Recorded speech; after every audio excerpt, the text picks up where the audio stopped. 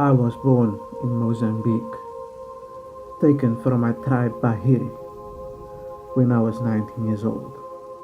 My tribe was near what is now known as the Zambezi River and was raided by the Portuguese in 1794. My name is Kwame Khalifa, and this is the story of how I died.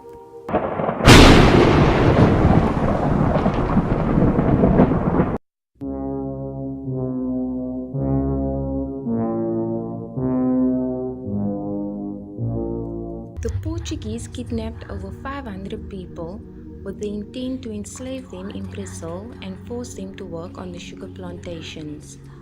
They were captured during the early hours of the morning, woken up by the sounds of shouting, gunshots, and dragged to the ship at gunpoint in the freezing cold. Those were crammed into a 40-meter long ship that was divided into two separate compartments, one for the men who were shackled and the other for the women who weren't shackled but weren't allowed to move around and were kept under the same conditions as the men.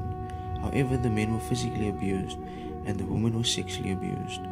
Fortunately, the children were not treated with the same brutality and they were allowed to run around the ship freely.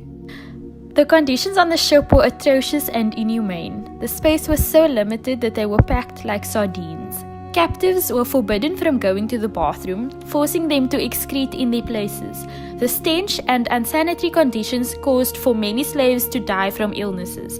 They were also force-fed in order to keep them well-nourished and strong enough to work. In the early hours of a stormy morning on the 27th of December 1794, the Sao Jose crashed. The ship hit a rock in the cape and sank between Clifton and Camps Bay. All the crew members made it to safety, but Kwame, amongst many other slaves, drowned due to the weight of their shackles weighing them down. Those who weren't shackled and could swim didn't make it very far, having succumbed to hypothermia and the current strength. All the crew members survived. Many slaves, however, were not so lucky. Those slaves who did survive were sold to the Dutch owners in